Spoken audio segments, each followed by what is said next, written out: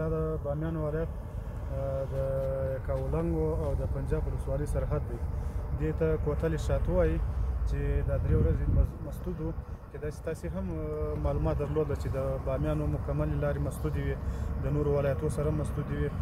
نن الحمدلله هوا ښه ده، زموږ ماشینري ټوله په کار ده.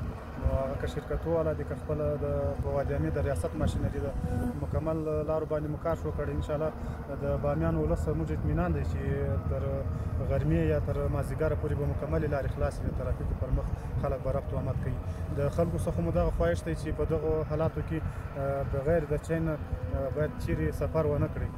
واورې ډېرې دي، نو دغه تاسې خپله وینئ تقریبا تر 6 متره تر 3 متره 4 متره پورې واورې دي. نو انشاءالله راتلونکي ته به ټول مسیرونه خلاص وي او د ترافیکو په مخ باندې خلک به تګ راتګ کوي. سلام علیکم. انجینر شاه احمد هستم، رئیس شرکت ساختمانی برادران شهزاد.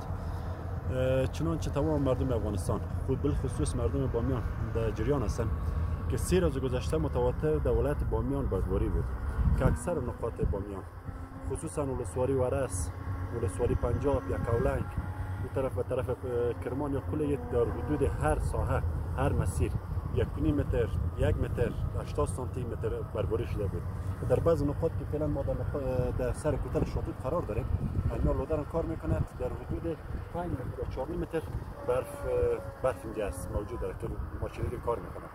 دیگه انشالله که امروز تا دیگره تمام ساحات باز میشه. در ساعت 3 به شب تا 2 به شب در تمام مسیرها بادگویی هم بود، غبار هم بود که کار نمیشد. از 2 به شب ماشینری وزارت فایدنامه از ریاست فایدنامه ولایت بامیان که در مسیرهایی که مربوط به میشد و ماشینی که مربوط به شرکت سرک‌سازی برادران شهزاد میشد در تمام مسیرها کار شروع کردن. ان شاء الله که امروز تمام مسیرها برای مسافرین و برای مردم باز میشه.